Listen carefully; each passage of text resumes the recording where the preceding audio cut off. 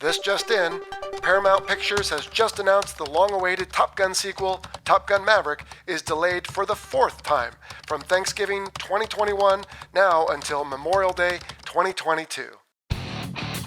Oh, come on, Paramount. Are you serious? You're killing us here. Well, never mind that. The show must go on, as they say, and it does this week with U.S. Marine Corps Reserve Major Travis Denny, who joins us to describe the assault support helicopter that debuted with the U.S. Army during the Vietnam conflict and is still being made for and flown by the U.S. Marines over a half-century later. This is the Fighter Pilot Podcast, episode 119, and that's right, this week we're talking all about the Bell AH-1 Cobra gunship. Get some.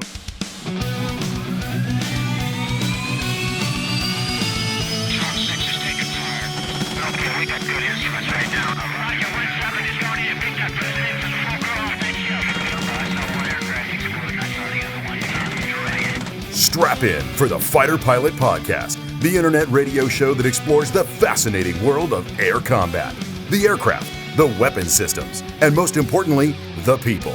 Now, here's your host, retired U.S. Navy fighter pilot Vincent Aiello.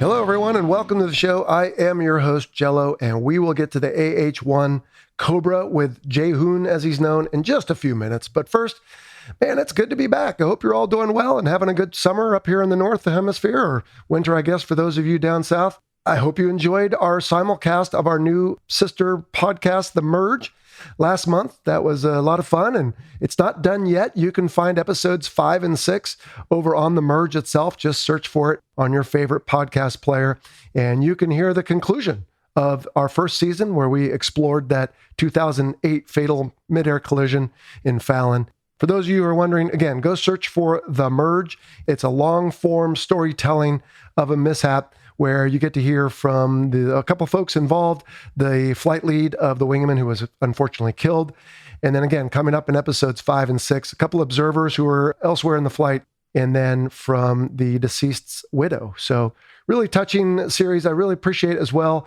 all the feedback. People just have been writing in, leaving emails or voice messages saying they enjoy it. And that's good because we put a lot of work into it. Actually spent a bit of money on it as well. And we're still trying to figure out how to maybe recoup some of that. But maybe on subsequent seasons, we can have a better plan. But we wanted to give it a try and seems like it's working pretty well. Season 2, not sure yet, probably a few months away. So stay tuned. Anyway, on that note, at the end of this episode, we'll talk about another new show we're working on. That actually will debut with episode 1 next week. We'll talk about that after our episode here today. And I guess the real big news on everyone's mind is everything going on in Afghanistan. And I've had many people reach out via email and social media and just ask my opinion, as well as folks mentioning the serendipity of having the episode on the C-17 recently with such dramatic images coming out of Kabul of the folks there clinging onto the side of the thing for desperation. Look, I'm no great orator or particularly well-informed on everything. Here's what I know. I know it's awful what's happening. I know we have a seeming void of leadership. We also have a bunch of folks that were blown up the other day, which is just terrible.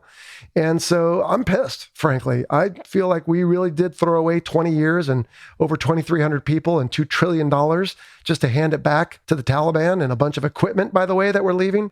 And so, I don't know. I know you don't tune in here to listen to me rant. It's not strictly military aviation, although the C-17s are involved, and that's a good thing. I did speak to our guest, Voodoo. She said the folks are out there doing good work. And for those who have asked, well, what do you do when they swarm your airplane and like that? And I've written them back and said, you accomplish the mission. And if the mission is to get the folks that you need to get on board and take off and get them out of there, well, that's what you got to do, even if it's a little bit disturbing what's happening just outside your airplanes. So anyway, we'll keep watching that, but obviously really broken up about the 12 Marines, and I think it was one Navy guy that got blown up. I'm sure there's going to be more, and I don't doubt that we'll be back in some capacity, probably dropping bombs and trying to figure out what's going to happen in that place. But yeah, it's a mess, and I'm not a real big fan.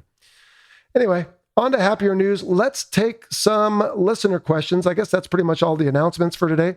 We'll start with an email from Lucas Graham, who says he was glad to listen to the C-17 episode. Speaking of that, I feel the U.S. Air Force's airlift capability is often overlooked, despite being such a vital part of our force. So I was glad to see them get some time in the spotlight. And so his question goes on, but I'll just address that real quick, Lucas. You're absolutely right.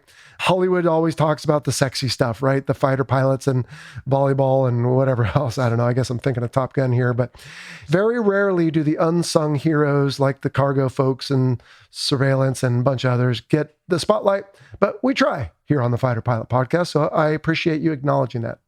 Anyway, Lucas' question is, can a HARM, high-speed anti-radiation missile, lock onto any radar source, parentheses, Doppler, ship radar, ASR, or just SAM radars? Well, so Lucas, yes is the short answer. The longer answer is we have a bunch of parameters built into the HARM to look for certain threat missiles, but we can give it the parameters of any other system to look for. For example, you can give it the pulse repetition frequency of the radar you want. You can put a bunch of other stuff in there. And as long as you know something about the threat emitter, or really any emitter that you want it to go after, you just have to tell it what to look for. We do that quite often. In fact, more often than not, we will tell it something very specific to look for based on what Intel has provided to us, whether that is a Doppler radar of some sort or a radar on a ship, which is very common, or even theoretically, I guess, an ASR. I guess that's the surveillance radar, right, for an approach to an airfield. I don't remember a lot of it anyway, but I'm sure the military wouldn't want me to give away a lot of the capability. But yes, you can put in specific things for the HARM to look for, and it will do just that. All right, next, let's take a phone call. Hey, Jello, this is Greg Moorhead from Fort Mitchell, Kentucky. I just listened to the episode about the Tiger Cruise with you and your brothers. By far, the best, most touching episode I've ever heard you do. I mean, I was laughing, smiling, and crying right there with you. I lost a brother back in 1988, so I know how you feel. Man, hang in there, and anytime you or your family or your brother, you might be having a bad day and need a smile on your face, listen to that. That's an incredible memory you will never forget. Take care, and I wish you and your family the best. God bless you guys, and thanks for what you do. Well, Greg, thanks for your call. I actually forwarded your call to my brother Kai, who you also heard on the Tiger Cruise, and he wrote back a very touching note that made his day and made him laugh and cry all at once in a minute long voice message there. So yes, thank you. We do miss Rocky dearly. And for those of you who might be jumping around in the podcast, here we are in early September. I lost my 2-year-older brother, Rocky, in June. And we had a recording with him from before, obviously, of a Tiger Cruise that we replayed. And you can find that in our lineup. That's what Greg's referring to there. So yeah, Greg, we certainly miss Rocky. I think about him quite frequently. 50 years of my life spent with always him there. And so every once in a while I'll say, I need to call or text Rocky about something. And then I have to remind myself, it's kind of like muscle memory now that I still just think that he's there and he's not. And so we are healing slowly, as is his family. They're still struggling, of course, but at least I have the benefit of being in an environment where he was always somewhere else and they're in the home and he's not there, of course. That's painful, but we miss him. And I thought the Tiger Cruise episode was a good tribute to him. So thanks for acknowledging that. All right, next is another email. This is from Richard Rout, who says, I was in the Army. I was curious to know your opinion of drones and drone pilots. While deployed, I heard but never saw them and wondered what the Fighter Pilot Podcast felt about these planes and their pilots. Well, Richard, they're clearly second-class people and their mission doesn't matter. Of course, that's not what I'm going to say. Every mission matters, as we talked about before with the C-17. It takes pilots and other trained professionals to fly them, even if they're not in the actual aircraft. It's still an important mission. They're out there doing good work. I have read the book Hunter Killer about some of the first use of drones in some of the kinetic activity they were doing all over the place. I think of them as professionals, just like I do everyone else who wears the uniform. Clearly, some do it better than others, and that's true for any profession, I think. I personally have no qualms against them. I would be happy to have them on the show at some point. We just haven't gotten there yet because, as you alluded, the show is titled The Fighter Pilot Podcast, and it's slightly different. But we'll get to it, I bet, before long. All right, let's finish up then with a phone call. Hey, Vince, Jim Sackett here. I'm just calling to let you know just how much I enjoyed the A3 podcast. I'm a former whaler. I flew with DQ2 and rode to Spain in around 67 to 69 as a ECM operator in the back end. Flew many, many missions with Tom Maxwell. He's a great pilot and a real gentleman.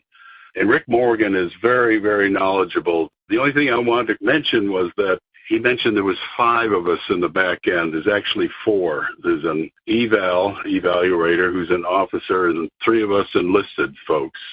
But other than that, I really enjoyed it, and looking forward to listening to some more podcasts. All right, Jim. Well, thanks for your message. And yes, Tom was a character. In fact, we had him on a happy hour recently. And if you're not familiar with that, that is just a casual conversation we have, typically lasts about an hour, and we record it so you can see who's talking. It's not as structured as the interviews here on the regular show, and we air that on Patreon for our exclusive show supporters. That's a little extra perk that they get. Yeah, Tom came on, talked about his time flying A3s, and then his wife jumped in at the end there and said hello, and it was really cute. So if you're interested in that kind of thing, head on over to Patreon, search for the Fighter Pilot Podcast. And I think that's at the, wingman level, which is about $10 a month, which frankly, these days, that's barely a beer at the bar, so it's not even an Uber ride anywhere. So yeah, come on over, check it out, help support your favorite podcast at the same time. All right, and then for your corrections part, yes, I appreciate you pointing that out. A couple others did as well via email. Look, on the show, we always say we want to be authentic, factual, and personal. So authentic people make mistakes, but we're going to come back and fix those, and you helped us do that. And personal, that's just part of the script I have for when I respond to folks on email or social media. If you ever write the show, you might find that I usually respond right away because that's how I like to be treated. All right, well, that is it for all the fluff. Let's get to the meat, right? The main course here, it's on the AH-1 Cobra. And we recorded this in a studio, but still my audio ends up a little messy. I don't know why. This seems to be the bane of my existence. And again, I really have respect for folks who can do this consistently and do it well. And here I was thinking I had it suitcased. Anyway, no biggie. Jayhoon sounds good. I sound a little less good, but I know you'll enjoy it. So let's get to the AH-1 Cobra with Jayhoon. All right, Jayhoon, I looked back through our email chain, and you know how long we've been trying to get to this? Yeah, I think it was in the 50s back and forth, like 50-something emails. Yeah. Well, also, we started back in April. I think your email to me was April 11th, 2020. Wow. Here we sit on August 18th, 2021. So 16 months later. Oh, this is the anniversary of when I got winged, by the way. Oh, wow. Yeah. Congrats. 1995. Thanks. That was my brother and his wife's anniversary, and he passed away a couple months ago. If you've been listening to the show, you might know about that. So a hard day for them, I'm sure. But sorry to hear that. At any rate, Travis Denny, call sign Jayhoon, welcome to the Fighter Pilot Podcast. Thanks. Glad to be here. It's been a long time, so glad we're finally doing it. For sure. Well, and just to put a fine point on that, so we are both part of a group. It's like Fight Club. You're not supposed to talk about it, but I put a post out in that group one time. Hey, looking for folks to come on the show. And I think, email subject was, do attack helicopters count or something like that? That was it. Yep. And that's the subject we've been using ever since. But yeah, man, we're going to talk about the AH-1. I'm really excited. Yeah, me too. I love the Cobra. Certainly, I've flown a lot of aircraft at this point in my career, and it's definitely the most fun I've ever had flying. So. Well, I've seen it at air shows. I've seen it fly over. I think I know a little about it, but not very much. You're going to help us. But first, let's learn about Jayhoon. Where are you from? Where did you go to school? And what did you do in the military? Yeah, so from a small town in Texas called Graham, Texas. It's really small. Most folks don't know where it's from. I went to Texas A&M University for my undergrad. Out of there, went to Officer Candidate School, and then the basic school, as all Marines do. Yep. Out of there, went to flight school, and then started in Corpus, and then picked helicopters. Which is what I wanted. And then out of Whiting, was fortunate enough to be able to pick Cobra's West Coast, which is also, what I wanted. And then I got to go fly the Whiskey there, the AH-1 Whiskey variant with the gunfighters, so HMLA 369 gunfighters. Did a deployment to Afghanistan with that. And then when I got back from Afghanistan, I transitioned over to the Zulu, which is the newest variant, as I'm sure listeners know. I flew that for a while, about 2 years after I got back from Afghanistan. And during that time, I was fortunate enough to go through a lot of schools, became a defensive air combat maneuvering instructor, which is, kind of dogfighting for helicopters. I was weapons and tactics instructor. So I got to teach folks how to employ the aircraft to its best capabilities. So that, I had a lot of fun doing that. once I did that, I went to MARSOC, Marine Special Operations Command on the East Coast. So I was a ground pounder for a little bit. I was an air officer there, so in charge of all the air for those guys. Incredible group of folks. Oh, sure. And then after that, I decided it was probably time to, I did everything I wanted to do. So I went to be a flight school instructor for a little while and then made my transition out of the Marine Corps. And now I'm living the civilian life and doing some reserve stuff on the side. Okay, yeah. So you're still technically a major, right, in the U.S. Marine Corps Reserves? Yep, still in the reserves as a major. So we'll address you as that appropriately there. And all right, so that's really awesome. Yeah, we'll talk about the variants because I want to learn as well about the four-bladed, right, is the Zulu, and some call it the Viper, but you said before we rolled tape, we'll just call it the Cobra today to make it simple. Sure. Awesome. How many hours in the AH-1? So I had about equal time in the Whiskey and the Zulu. So about between 500 and 600 in each of those. So about, probably, I think it's like 550 in the Whiskey and about 580 in the Z. Cool. So. And then you were, like you said, a WTI. So you do that, down at Yuma? Is that sort of a Marine Corps equivalent to Top Gun in a sense?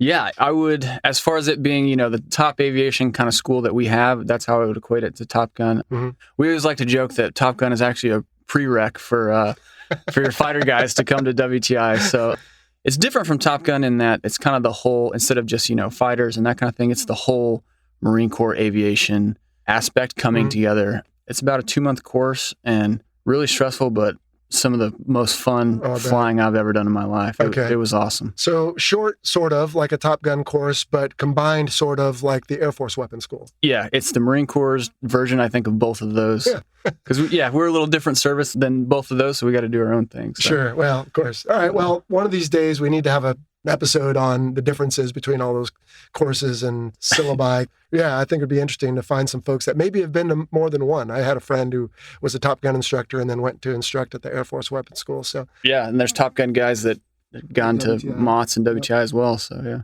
All right. Well, getting back on task, and of course you talked about Afghanistan as well, which we can certainly go there if you want. Again, we're recording this in mid to late August, but it's going to hopefully air in early September, and I imagine I'll have some comments in the pre-interview segment on that. But I don't know about you, just watching what's going on over there, it's heartbreaking for the people, but also such a waste. It's definitely tough to think about, and everything that we put into it. So. All right, well, let's stick with happier topics. So the AH-1 Cobra, what was it designed to do? And as I understand it, it wasn't initially a Marine aircraft. Yeah, so it started with the Army, and it really gets its origins from Vietnam. As I'm sure folks know, in the Marine Corps, we employ it as dual use in today's tactics, right? So our squadrons are mixed where we have both Hueys and Cobras in the same squadron. So obviously there's a rivalry there. And the Huey guys always like to joke that, well, the Cobra was made from a Huey, so Huey was here first, right? So back in the 60s, Vietnam era, you had assault support aircraft. That's really Korea. But then military started using helicopters a lot more to move troops around and stuff like that. They're having issues getting those assault support aircraft in there and decided they need some top cover with an attack version of the assault support. And that's where the Cobra came about. And they made it, I think, a little slimmer for some more survivability, less of a target. Just 2 pilots in there to help out those guys that are dropping off troops. Yeah. And that's kind of how it started. And so, derived from the UH-1 Iroquois, I guess. I never know how to pronounce that. Mm-hmm. But today in your squadron, a pilot is not flying both, or is he or she? No, you're either a Cobra person or a Huey person. Okay. And different NATOPs, different quals. Completely different. Yeah, okay. Gotcha. Completely different mindset, personality, everything. All right. Yeah, that must make for some fun times. A bunch of Type A personalities. Yep. All right, so the Army didn't stay with it for very long, right? Used it until about 2000, I think I read.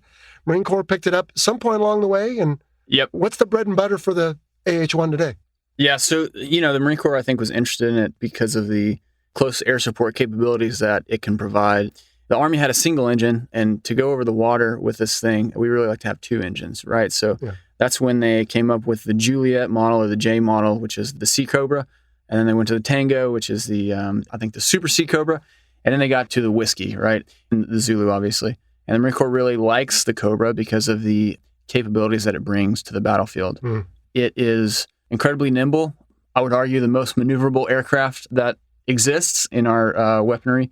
It's really good at close air support. So down in the ground, close to the Marines, close to the troops, helping them out when they need it, inserting people with the Huey. So it's really good for that kind of all-purpose ground pounder support fighter type aircraft. Because that's what the Marine Corps does, right? We had an episode on the MAGTAF. So you're bringing everything you need, including some Navy folks, because Marines are all combatants. So we'll bring you some of the corpsmen and chaplains, exactly, right, and get you there. But otherwise, you guys are self-sufficient.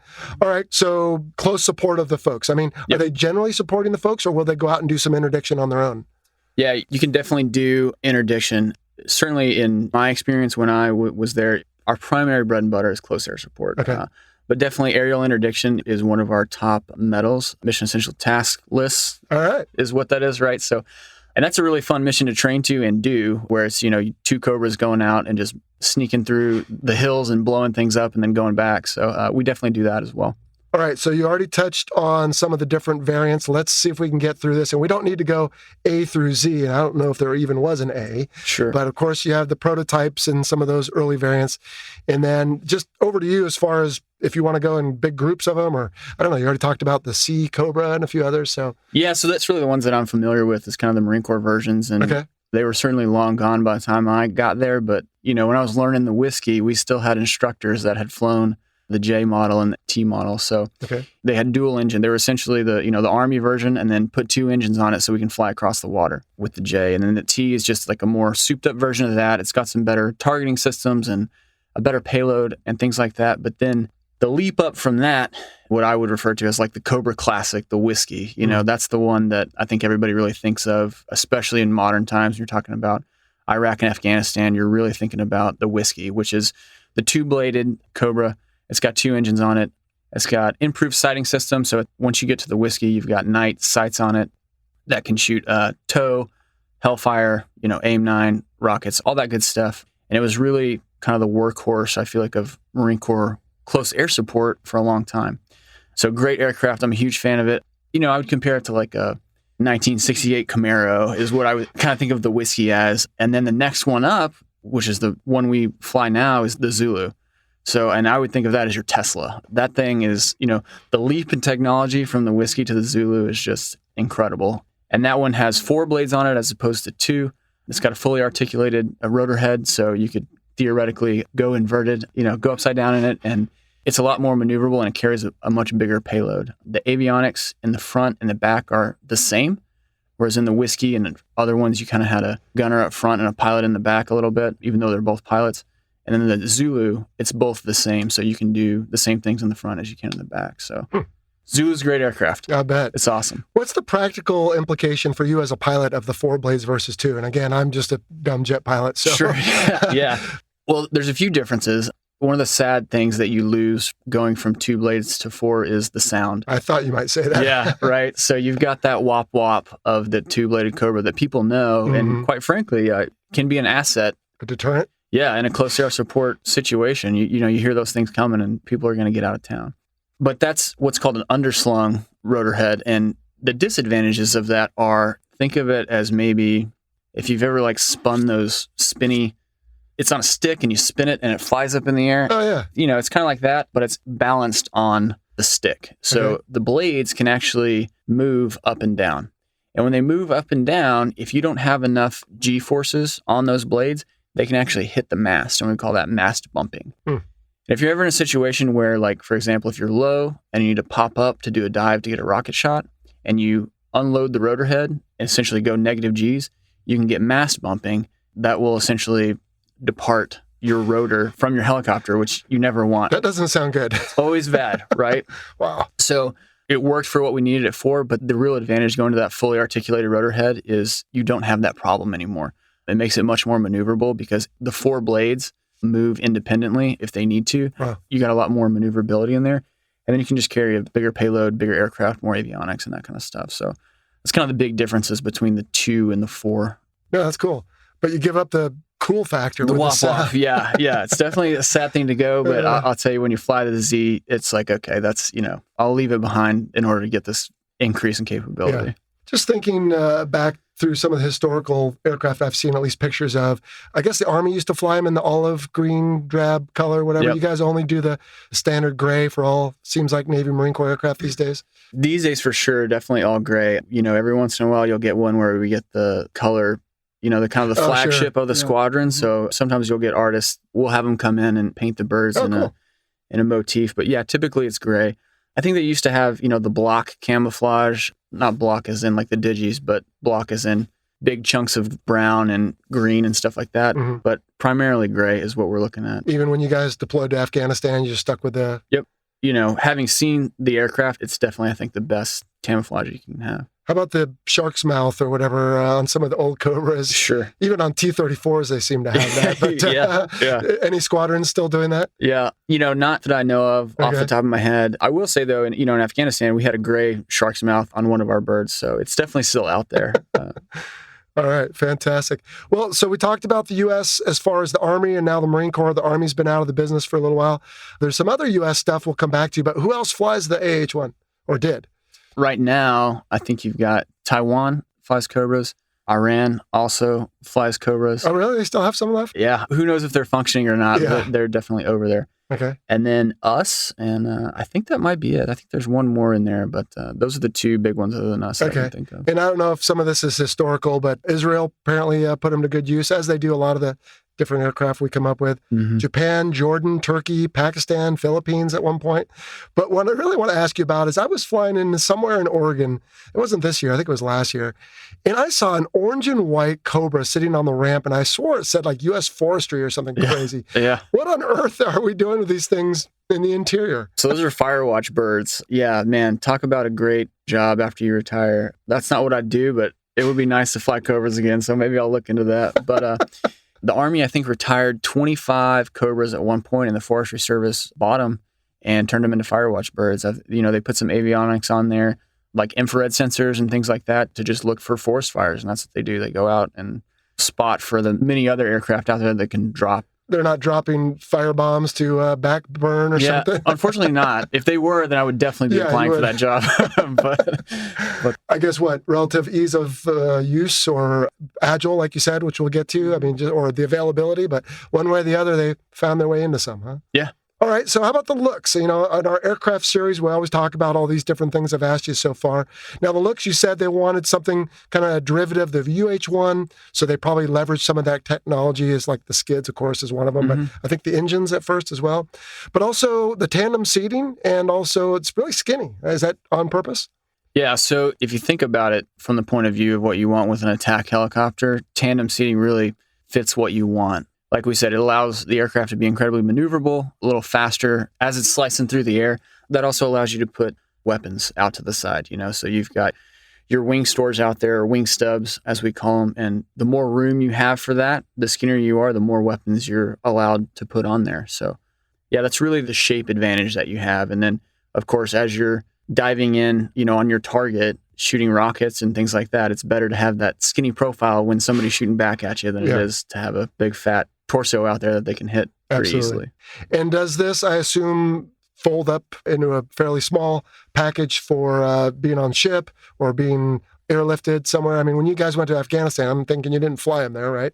No, so, they were, by the time I got to Afghanistan, we'd been there for quite a while. So those aircraft had been there. They don't fold. The tail won't fold up or anything like that. Yeah, that's really more of a CH-53 you would think of that does that.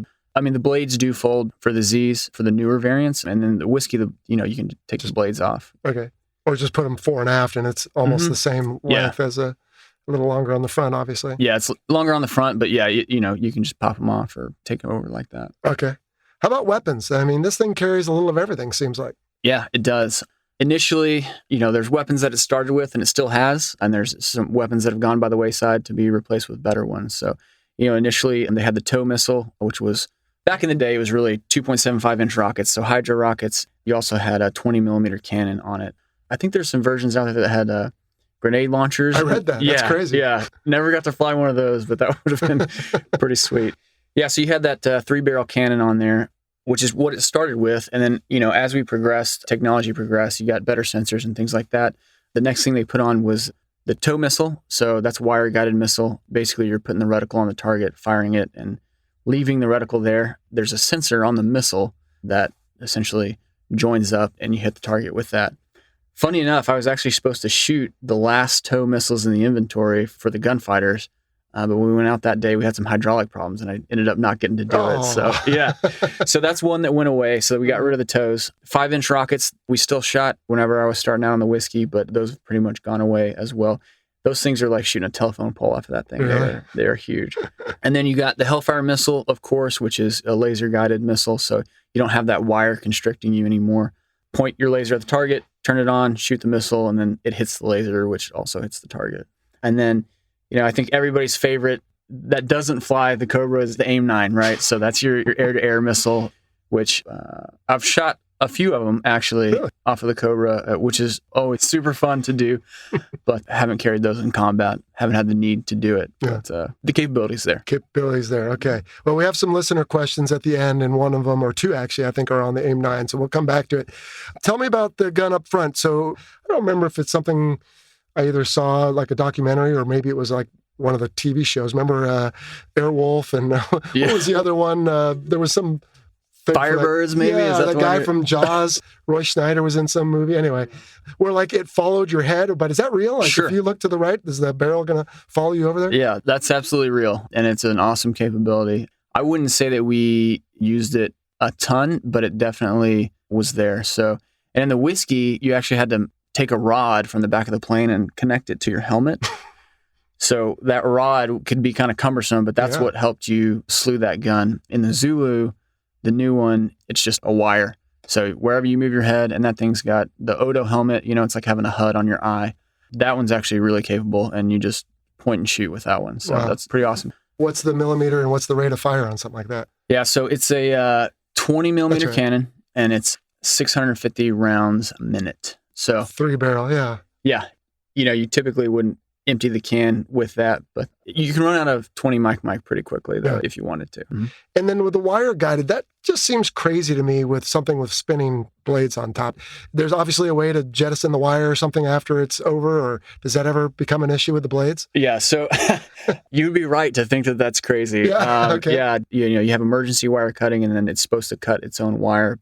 Definitely, if you get an older missile or something like that and it kind of goes haywire, I've got buddies that have had them wrapped up in their rotors when they came back to land after. So definitely, has happened. We definitely don't use the toe anymore, and that's probably part of the reason we got rid of it was. But it's they're relatively thin, so it's not anything that's going to take you out of the sky, but definitely can be a maintenance issue.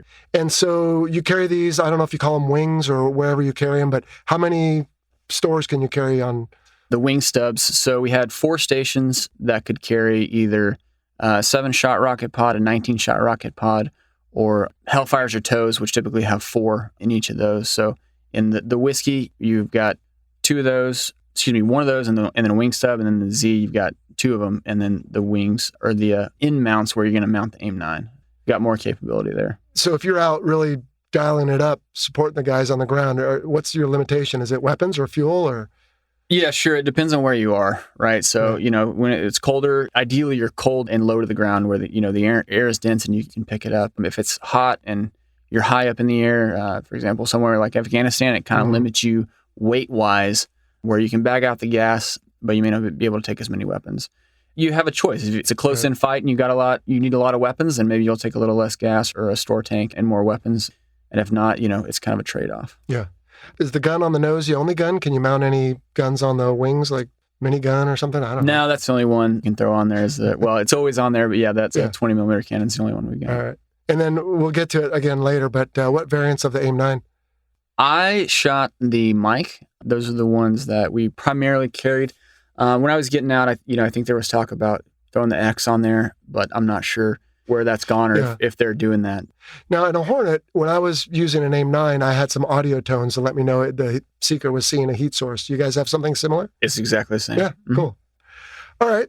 Let's see. I don't know where else to cover this, so I'll just cover it here. So you talked about 2 pilots. So if you were a WTI in a squadron, are you always necessarily going to be in one of those seats, or is it based on, hey, I've got a new guy, so I need him to get some quals in the back seat, or I need him to get some quals in the front seat? So you guys just kind of, that's part of the schedule writing for that day?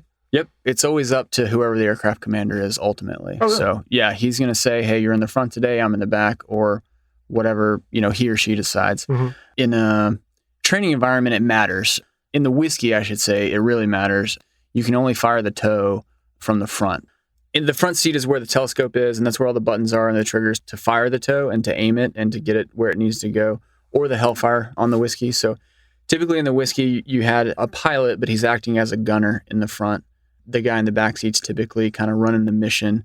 He or she is primarily going to be shooting rockets, and fixed forward gun is what you shoot in the back. And then in the front seat, you'd slew the gun with the sensor and then fire any missiles that you had. Yeah. In the Zulu, we actually kind of switched that role because the cockpits are, again, identical in the Zulu, front and back. So you actually have better visibility in the front. So we kind of switched it up to where the guy in the front was always the one who was primarily flying, and the one in the back is the one doing all the weapons stuff. Crazy. And yeah, it just depends on what your mission is that day. In training, it's like, hey, you got to go shoot a Hellfire missile. So you're going to be in the back seat and do that today in the Z. So one of the two crew will be designated the aircraft commander, but if there's specific training for that day, then that's clear to the aircraft commander. So it's not like he or she is just going to go, oh no, you get in this seat or whatever. Yep. All right. How about performance? Now, you talked about its maneuverability, but before we get to that, so I can read about speed and altitude and all that, but what have you seen in this thing, whether it's speed over the deck or how high you've gone, or it's not a jet fighter, I realize, but still, when you're low to the ground. It certainly feels like you're going fast. We've definitely been extremely low over the desert, in 50, 20 feet, stuff like that. When you're doing 170 knots, 175 knots that low, it's definitely quick. Fastest I've personally gone in a Cobra was 200, which is the V&E, never exceed speed in the Z. Mm-hmm. It was an instructor was demoing it when I was transitioning. We had to climb up a little bit and get a dive in to get to that speed, but that was pretty exciting. As far as altitude goes, highest I've ever gone, we never really go above 6 or 7, and that's just to climb over mountains. Wow. But the highest I've ever gone, I want to say it was 11, because we had some weather that we had to get over. 11,000 feet going from Camp Pendleton to 29 Palms. And so we had to climb over that weather, and it was definitely a wild experience for me. I can imagine. Yeah. Does the aircraft even bother with supplemental oxygen or anything? I guess no. And that's a limiting factor, right? Per our regulations, we're not allowed to go above 10,000 for a certain amount of time. So part of the reason we typically don't do it. Yeah. And can it pull very many Gs? I mean, again, big blades don't like to pull Gs typically, but I'm guessing it can do some, or? Yeah, you can do about 2 in it without getting yourself into trouble. You typically want to stay away from that as much as possible. More so in the Whiskey than in the Z. You can whip it around a little bit in the Zulu, but Whiskey, you definitely want to stay away from doing too much craziness. And then with regards to maneuverability, I'm thinking of, remember the old school little U-control airplanes where you'd stand in the middle and you hold the little control on string and the little airplane would buzz around in a circle. So if I'm in my F-18, I could theoretically be that airplane at the end of the string flying around you, but I need wind over my wings. Meanwhile, you in the middle could just sit there and essentially pivot in a 360. So when you talk about the maneuverability of this aircraft, is that basically what you're talking about? Point almost anywhere? Yeah, it can do anything. One of my favorite things I used to do with young students to just get them proficient with the aircraft is we would go out and on a taxi line, I'd say, hey, I want you to put the rotor mast on this taxi line, and we're going to taxi down the runway, and I want you to spin the aircraft as we're taxiing around that mast and keep that mast on the taxi line. So, I mean, that's just an exercise in how maneuverable it is. So, yeah. I've never flown a helicopter, but as far as helicopters go, is this one easy to fly, difficult? Does the 2-blade versus 4-blade make much difference to you, or the narrowness of the aircraft? Yeah. As a guy who's flown both helicopters and planes, I'll tell you, helicopters are much, much more difficult to fly. Now, I'm saying that kind of tongue-in-cheek, but it is tough. So it's funny that I'm sure, as you know, the hardest aircraft you fly are honestly in flight school. Yeah. So the Bell 206, they used to put us out there without one. It has a SCAS system. What it does is counteracts your maneuver so that you don't over-control the aircraft. So when we start out, we fly that thing that doesn't have that SCAS system, so it's really unwieldy. But as you progress and you get to the Z is much easier to fly because it has a robust, stabilization system for you. It gets a little wonky when you're getting low because it sits kind of cocked off to the left side, so you got to kind of put your left aft skid down first. Landing it's a little more difficult, but it definitely becomes easier to fly the better the technology gets. Yeah, for sure. And then as far as employing it, stick and throttle and all that, is I'm guessing, especially on the Zulu, pretty up to date. You've got HOTAS, you said some sort of sight.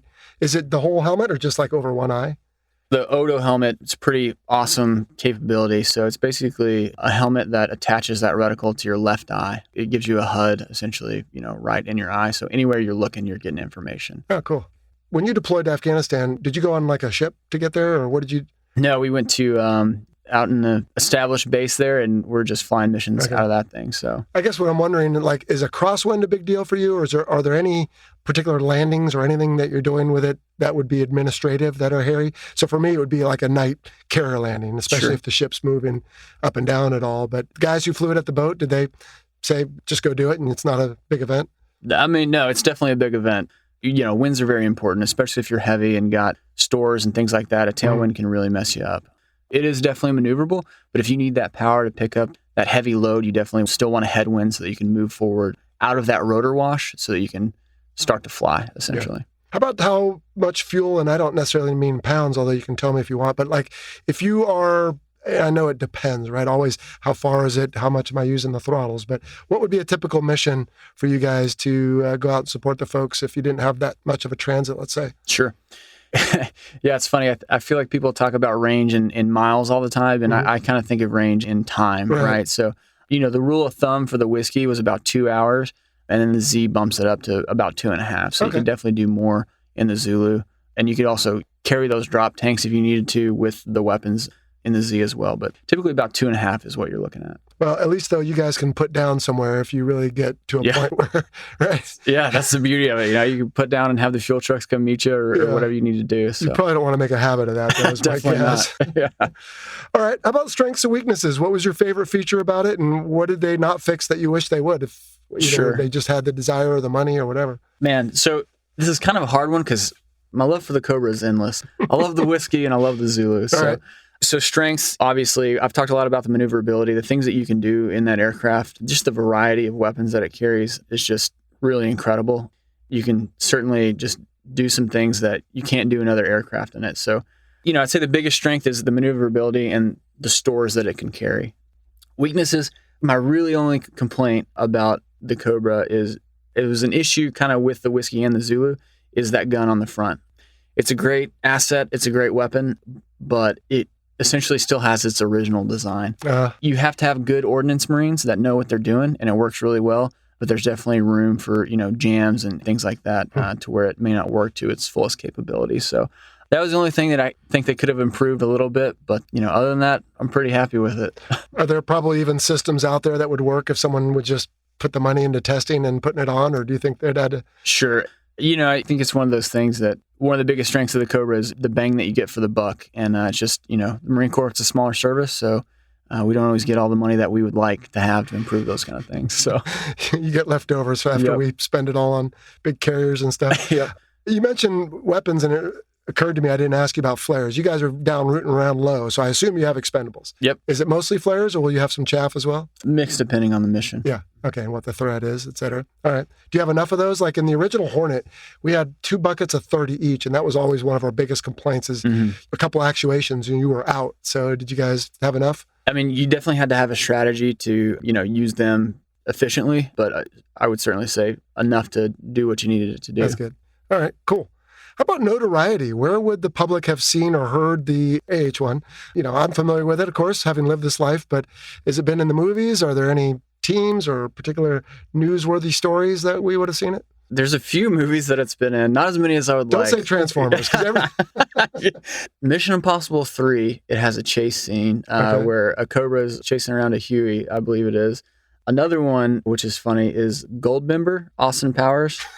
So the opening scene of Goldmember it's a spoof on Mission Impossible 3, and Austin, it's Tom Cruise pretending like he's Austin Powers in a movie, and he's getting chased by a Cobra in that scene. So I've only seen that once, and I don't remember that, so I'll have to go check it out. It was memorable to a Cobra guy, but maybe not everybody else. Okay, so. All right. The only other one I think is Con Air. I think it's in Con Air. Yeah, I think American Sniper, but any movie that's Iraq or Afghanistan for the last 20 years you'll probably see him in there. Probably going to feature it. Yeah, for sure. All right, cool. Now, you said you have about 1,000 hours in this thing, and you've taught at different levels, WTI. Any particular missions stand out in your mind, whether training or overseas or anything else? That you probably got a lot of stories. Any you're willing to share on air? Yeah, sure. So, definitely did stuff in Afghanistan and all that kind of thing. But I think the most fun that I had in the Cobra was at WTI. And I think maybe the one I'm most proud of is, there's an exercise out there where it's essentially good guys versus bad guys, and different aircraft play different roles in that. And what you got to do is essentially penetrate defenses in order to destroy a target out in the middle of the big desert out there. So we had about 8 Cobras, and it was just a big, huge flight of Cobras. We had tons of ordnance, and we had to figure out a plan to penetrate the defenses of the mock town that we were going to get to. So in the middle of the night, we decided to just go low and fast and dark and just speed through the cacti through there. They had F-18s up there. They had all kinds of defenses, and they weren't able to find us. We got to the target, and we just picked up and sat kind of on the top of a hill, 4 Cobras in a line, and just launched a whole bunch of hellfire into that town.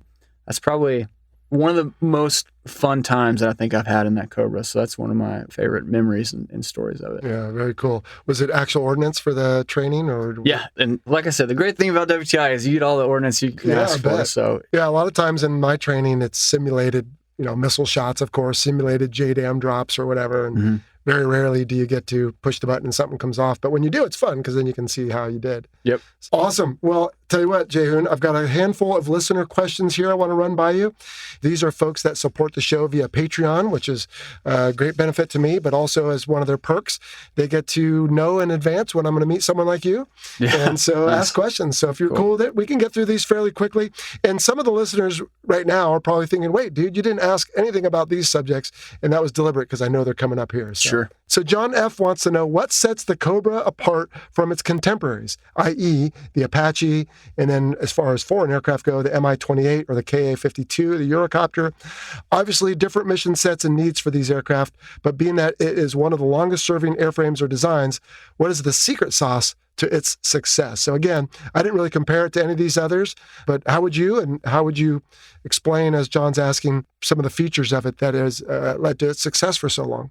I think one of the biggest things, it isn't sexy or fun to talk about or anything like that, but it comes down to kind of money. As far as the Cobra goes, it is the best bang for your buck aircraft out there, especially the whiskey. We kind of talked about the Marine Corps being a little more constrained than our sister services. And there's also logistics for maintenance and things like that. So to just keep moving along with the Cobra and make better versions of it is really cost effective for us. I would also say that it's good for the ship. It was made for the ship, and the Marine Corps needs that capability and likes that capability. So that's one of the advantages that it has kind of over maybe a Apache or something like that. Okay. And I didn't ask or warn you I was going to ask this, so I hate to put you on the spot. As far as some aircraft go, super high man hours per flight hour or cost per flight hour, are you familiar with the Cobra? Is it fairly low for both of those, or is it aircraft are still complex? So. They are. Absolutely. Yeah. Well, and I wouldn't want any of my former maintenance Marine friends to hear me say it, but I would say that, they're probably like, yeah, it's a ton of man hours, man. Now, I couldn't really speak to it, but I would say it's relatively low, especially compared to something huge like a Super Stallion or something like that. Yeah. So. Okay. In the fighter world, I mean, gosh, I forget what it was at the end, but the F-18 was $12,000 per hour kind of thing. Yeah. And F-14, before it retired, was 24 hours to 1 hour of flight time kind of thing for maintenance. So yep. Fairly simple, and I guess maybe built intentionally to be repairable in austere locations, right? Yeah, absolutely. And serviceable for that matter. Yeah, and I've spent the night in the desert before because we've had an issue, and they bring a couple Marines and a Huey out there and fix it, and you fly it home the next day. So not enough room for a sleeping bag, but luckily we always have our Huey friends to drop some stuff off for us. So we swing by and drop you off. Sorry about the break, kid. Here's a bottle of champagne or whatever he says in Tommy Boy. Yeah, speaking of that, what can you carry? Just a little helmet bag next to you? Is there any storage compartment anywhere? Yeah, so there is in the tail. You got to be careful, though, because there's a spinning metal shaft back there that is attached to the tail rotor. So you got to be careful putting stuff back there. But it's not much room. It's room for about the size of a lunchbox. And then in the cockpit itself, you really have room for your pubs and, an M4 and a bottle of water. And that's about it. Keep an M4 there with you, huh? Yeah. I guess if you go down, you want to keep staying in the fight, right? Yeah, we had M4s and M9s in Afghanistan, so we carried. Jeff Campbell says there's a story or two involving AH-1 crews rescuing some friendlies behind battle lines and bringing them back to safety in the rear. With that, I've also heard that the AH-1 actually might include some sort of formal procedure for that contingency. Are those stories true, and does the AH-1 and its crews in fact prepare for that contingency? So I think he's talking about getting folks to stand on the skids, strap them on, and go. You could definitely do it. I think if you needed to, we certainly don't train to it. No. We don't really keep anything to do that if we needed to. Because like I said, we really fight as a team with those Hueys. So we typically have them with us. Okay. So it's not really necessary. Yeah. I haven't ever heard of it as far as I know. Hey, again, just being a dumb jet guy. So skids, right? So as soon as you start up on the flight line and you need to go somewhere, are you just lifting a foot or two off the ground and going that way? Mm-hmm. And then what if maintenance needs to move this thing? They have a little specially adapted dolly to... Yeah, they'll jack it up and put wheels on it, and then they can tow it where they need to. All right. Mm-hmm. Matt McDonough says, I'd be curious to know if there are significant differences in how the Marine Corps trains its crews to employ the Cobra versus the Army's doctrine for the Apache. It seems like the Marines spend more time low and fast when providing fires. Is that true? And then before you answer that one, I've got another one. Well, actually, you can answer that one. I'll come back to another one related to that. But again, we didn't really talk about the Cobra versus the Apache. We've had the Apache on the show. They're both supporting the folks on the ground. Are they similar? Do you guys do exchanges with them? Is it a similar fight or is it a different fight? Yeah, so we do exchanges. We even do exchanges with the Australians and fly the... Like the pilots will come and do a tour or something? Yeah, pilots will do a tour. We do exchanges with the Brits. So you probably have a guest that's better versed in it than I am. But, the best way that I can think of to explain it off the top of my head is kind of like we talked about earlier, where we're kind of supporting Marines that are on the ground in a fight, whereas the Army is typically going to doctrinally employ Apaches against tanks more as a cavalry type asset. They're going out to be a part of the overall bigger picture, whereas we're primarily going to be there just to support those Marines that are out in the open on the ground is kind of the way that I would think about the employment differences between those aircraft. When you guys chopped to Afghanistan, though, were you part of the ATO? So was the Air Force's commander guy, I forget all the terminology suddenly, but they're tasking you for different missions and not just in support of Marines necessarily? No, not just in support of Marines. No, as long as there's a JTAC on the ground, Joint Terminal Air Controller or a Forward Air Controller on the ground, then we can go out and support anybody. We always like to say, hey, give me a radio frequency and a coordinate and we'll go and we'll support you. Right. So for example, on night one of Desert Storm, they might not choose Cobras to be the first ones to sneak across the line and sneakily take out a bunch of surveillance sites or whatever it was they did on night one. No, I'd say they still would do that because Cobras are awesome. No, I meant from tasking point of view, not capability. It's funny that you mentioned that because I actually, and I'm going to get some flack from some of my more senior guys that were Iraq vets, but no, they actually did send out divisions of Cobras out on night one in Iraq. So they definitely do it, but I kind of use that to illustrate maybe the differences in the way that you would think of it if you were like learning about it in a book. That's kind of how the differences are. But essentially, it's pretty similar as far as what you would use it for. Okay. And some of the Apaches and then some of the OH-58 Kiowas will have like the mast-mounted sight and some of that. Was that not anything the Marine Corps ever figured they needed? I'm sure we certainly needed it, but money's always an issue, and we certainly never saw it when I was there. That seems to be the recurring theme here. Yeah. I'm feeling a little guilty being the Navy in the room. All right. So that was from Matt McDonough. And the related question is from Michael, one of our newer supporters from Slovakia. He says, in comparison to AH-64A or D model, were there any training exercises as combat between these two helicopters, 1-on-1 or 2-on-2, like Marine Corps versus Army, et cetera? So did you do any sort of use them as adversary or do that for them perhaps? So typically when we're going out to do DACM, again, what BFM is what you guys would call it, but we call it defensive air combat maneuvering, right? Because if we're in an air-to-air fight, our goal is to be defensive and survive the fight, not necessarily go out and take somebody down. So, AIM-9 is more of a defensive weapon for us. So typically when we do that, we fight each other. So we'll do Hueys versus Cobras or a section or something like that. I have done inter-service before. I was actually fortunate enough to be part of one where we went out to the Air Force Weapons School and we fought some of the guys. We were the adversaries and they were Jolly Green Giant, which is a rescue. I don't know if you've had any of them on your show, but hoping. Yeah, definitely should get some of those guys on there. They're incredible. Yeah. But yeah, so they fly very heavy Blackhawks, and so we were able to go be adversaries for them, and we had some fun certainly going up against them because they're a little less capable in the dogfight than we are. So it was a good time for us and good training for them. But really, that's the only kind of inter service stuff I've done. But Jayhoon, so I know you're going to reach across and punch me for this, but I'll ask it anyway. I'm thinking about 2 Cobras or 2 helicopters dogfighting, and I'm thinking like that scene from Finding Nemo where the 2 crabs have their claws up and they're just like, hey, and they're turning around and facing each other the whole time. I mean, right? Like in a fighter, I've got to be able to maneuver and I got to always go forward like a shark. Yep. But you crabs can just kind of turn and face each other the whole time and just keep shooting each other. I mean, how on earth do you dogfight helicopters? Well, I wouldn't say that it's too dissimilar from that. When you're in that dogfight, it definitely feels as though you are pulling some G's and going really fast. I remember the first time I ever watched it happen. 'Cause typically we'll go out in a flight of 4 and 2 will fight and 2 go off and land and watch and see it happen. But I remember the first time watching it thinking, man, that is a lot slower than it feels like when it's happening. It felt a little bit like underwater basketball to me for as fast as we were moving. So, but typically, we'll run at each other and then it's kind of like jousting and just really get into that circle fight. And really whoever comes up on top in that circle fight is going to be the one that wins that day. So this is so super foreign to me, dude. So you can just go pick some random spot and land and watch this thing. Absolutely. Yeah. We go out in El Centro, Yuma, the desert out there. And it's like, all right, you guys go over here and fight. We're going to save gas. So we would go out and just land in the desert and throttle down and just wait till our turn. I've always wondered this because in a fixed wing, I log every landing. So if you go out and do that a couple of times, do you come back and say, wait, how many landings was it? 4 or 5? Yeah. I mean, we definitely keep track of it, but it's easy to lose count in that type of situation. All right. Well, I know I'm going to take some grief for comparing you guys to crabs, but it might be worth it. Yeah. All right. So let's see. Gary Frey wants to know, did they upgrade the gun targeting system? I think you already talked about this, right?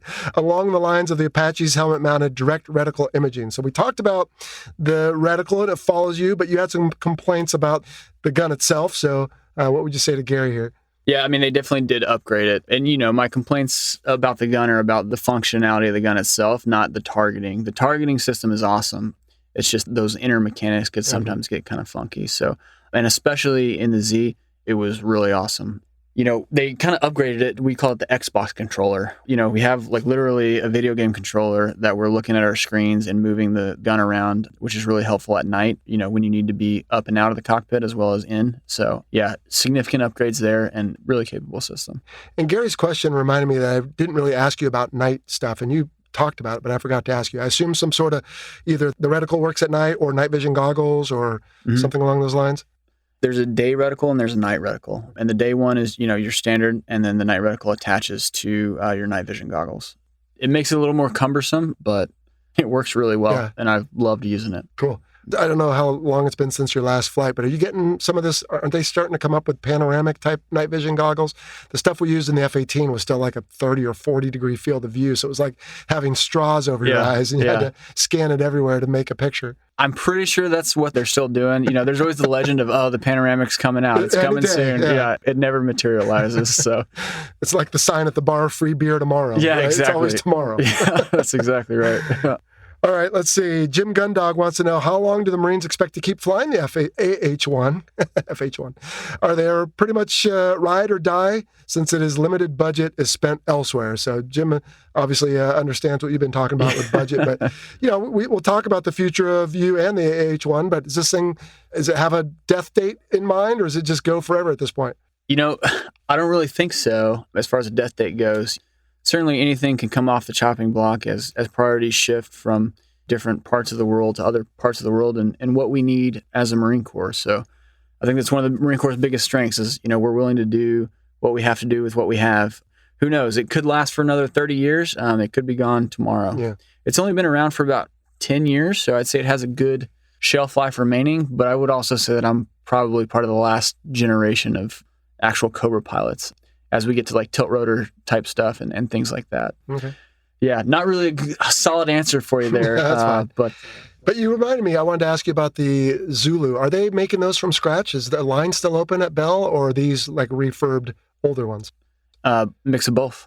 Oh, really? Yep. So you can take a whiskey and turn it into a Z and then come straight off the line as well. Okay. But what about the 2-engine ones have been around forever now, but the single engine, could you just take that airframe and put 2 engines in it? A single engine Cobra airframe and put 2 are those like long gone? Those are long gone. Okay. Long gone. No, They haven't been around for a long time. And if you lose an engine, by the way, are you like, holy crap, trouble, or okay, I just need to put down? Unfortunately, as all my answers, it just depends. Training flight, you could certainly bring it back on 1. Sorry, you could land if you needed to. Combat, you might want to limp it home on 1. And it depends on the weight, Depending on how heavy you are, you can certainly stay airborne with 1, and in other cases, you may need to land. Yeah. So. Do you guys have the ability to get rid of things? Jettison? Yep, which is great when you need it, and if someone presses the wrong button, though, it can make for a bad day. Okay, and then of course our last 2 questions here are both based on the AIM-9. What model of the AIM-9 can it carry? Asks Anthony Lombardo, which I've already asked you. And then Jevin says, what training do crews receive for the Sidewinders? Self-defense only, or do they train to be able to attack drones or choppers or fixed-wing aircraft? And have they scored any combat kills with this? So you said the 9 mic, the 9X is coming, so for Anthony's point. But as far as the training goes, again, everybody else thinks it's cool and sexy, but in reality, right, yeah. You don't do a lot of it? Yeah, reality, and again, I'm speaking from experience a few years ago, but we would train to it when we needed the qual and to get that proficiency. And we certainly did train to it in a defensive standpoint, but typically you're not going to send Cobras out to go take out a couple of MiGs or something like that. So we carry the AIM-9 for primarily defensive purposes. A couple times a year we do, not everyone gets to, but you fire a live one off the rail. And I'm not sure if they're doing anything with drones. I wouldn't expect it these days, but yeah, primarily defensive if you need it, if there's an air threat.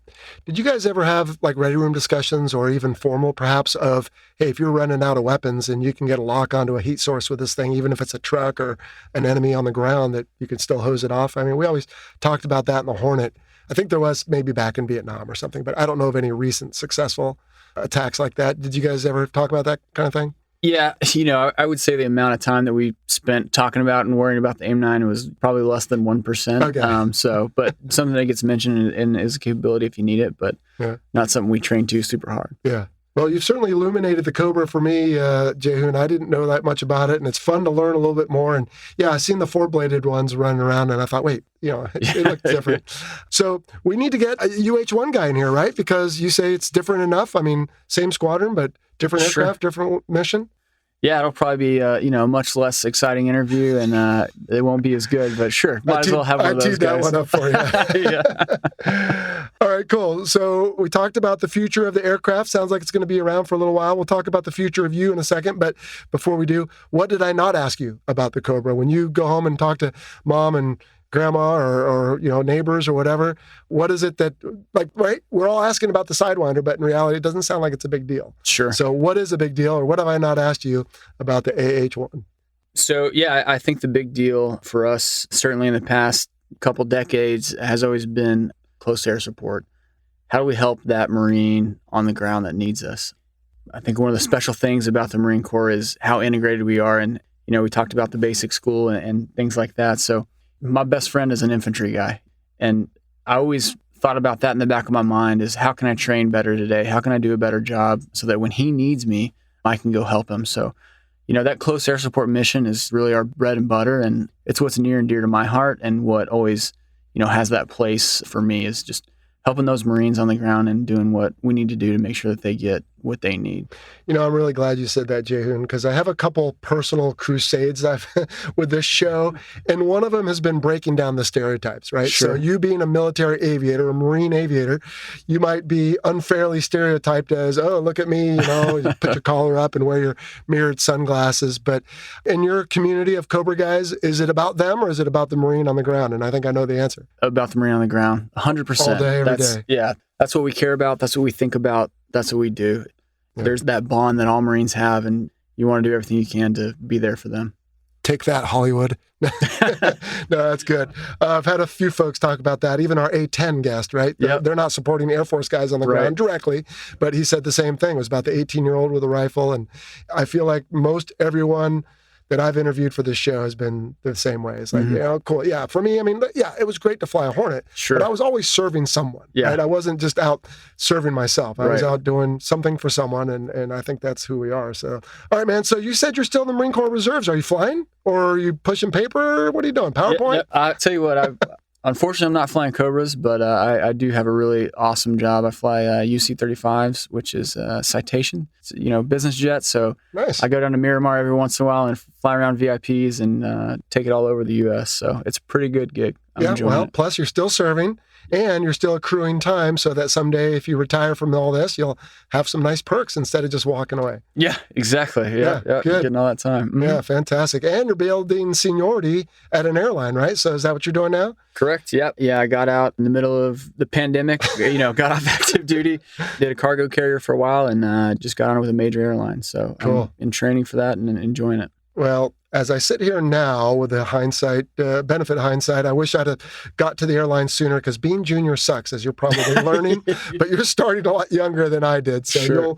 you'll get some good seniority. I've only got barely 14 years left in this job. So, all right, man. And then the last question, of course, as always, is Travis Denny, but Jayhoon. So this has got to be good, I hope.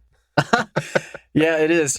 I think a lot of call signs have like a specific story that you can kind of pin it down to, but mine's kind of a culmination of a lot of stories. So when I was on my first deployment, we were in Afghanistan, and there was an Afghan helicopter unit in the Afghan Air Force, and they flew Mi-17s, which is an old, Russian kind of utility helicopter, and they flew those around, and their call sign on the radio was Jayhoon. And there were many, many comparisons made by my squadron mates between the way that I flew and the way that those guys flew, and the way that we carried ourselves, and the way that we tended to do things. And it's one of those call signs that just it was too perfect for them not to bestow it upon me. So that's where that one comes from.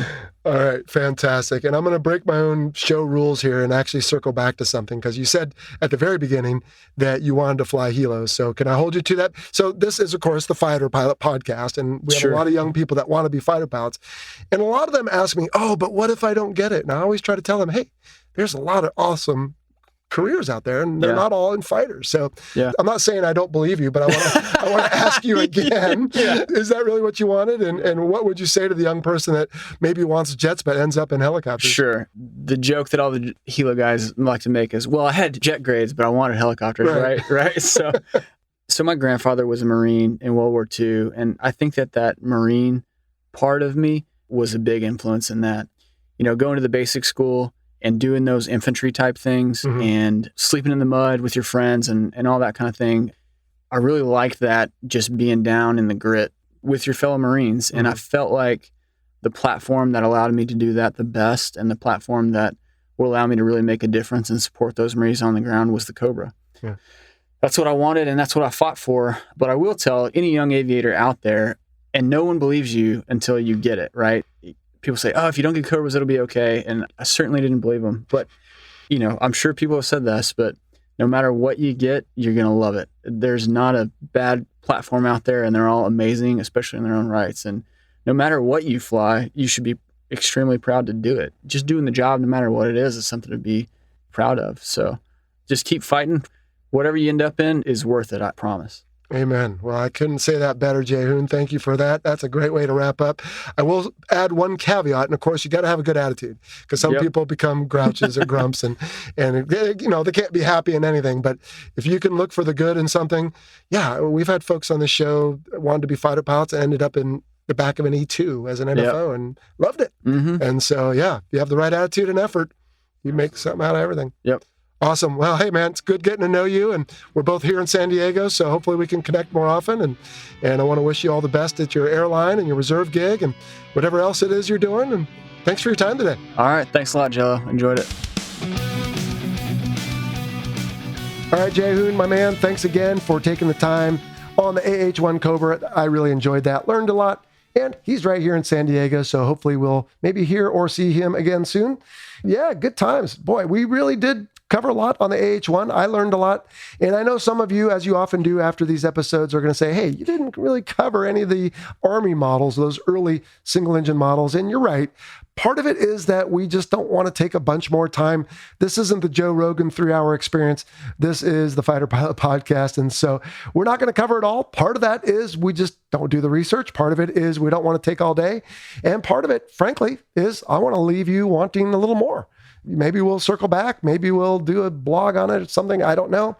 And of course, a lot of this stuff is available on the internet anyway. So good times. Learned a lot. I hope you enjoyed it. All right, couple follow-up thoughts here. Blue Thunder is the name of the Roy Schneider movie. I remember enjoying it as a kid. I bet if I watched it today, I'd probably agree with the 78% it got on Rotten Tomatoes. 4 out of 5 stars, but I remember enjoying it as a kid. And then Jayhoon got back to me. He said his friends told him that the whiskey is about 10 to 15 man-hours per flight hour, and the Zulu, being the newer model, of course, slightly less, about 8 to 12 man-hours per flight hour. And then he couldn't find anyone who knew the numbers, so I Googled it and found a 2017 Secretary of Defense memo that pitched the F-18 right about what I was saying, $13,000 per flight hour. He has the whiskey at about $9,000 per flight hour, and the Zulu at a little over half that, about $5,000 per flight hour, which is quite a savings. And again, I can't help but wonder how much of that is the all that new technology he talked about. I really love the example, since my wife just bought a Tesla anyway, and I have an old muscle car. It's not a Camaro, but it's a Mustang. And so, yeah, I definitely get the difference between the whiskey and the Zulu if one's the old muscle car and the other's the Tesla. Good stuff. Anyway, if there's anything else we mentioned there that we screwed up or got wrong or left out, let me know. Questions at fighterpilotpodcast.com is where you can reach us. And that's going to do it for this one.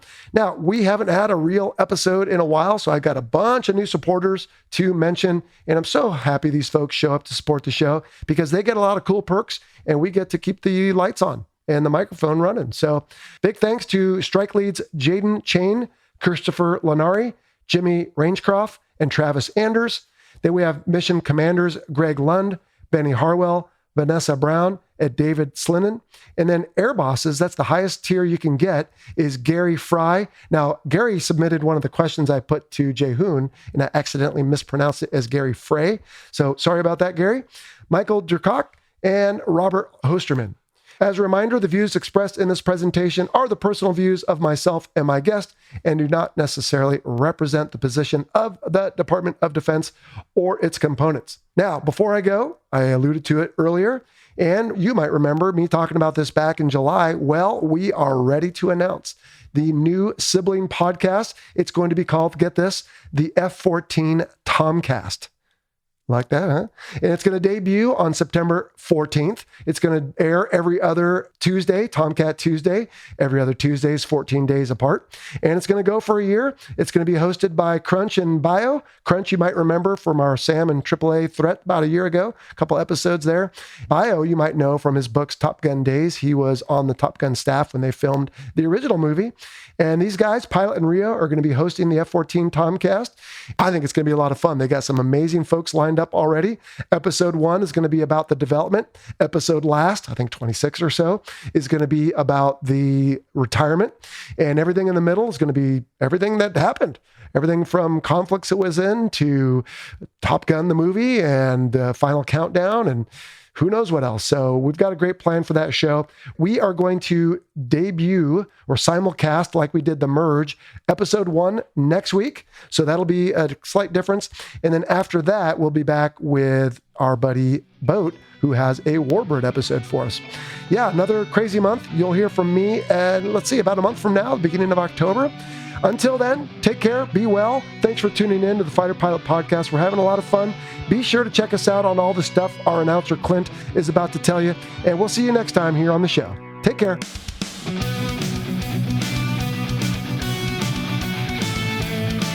You've been listening to the Fighter Pilot Podcast, brought to you by BVR Productions.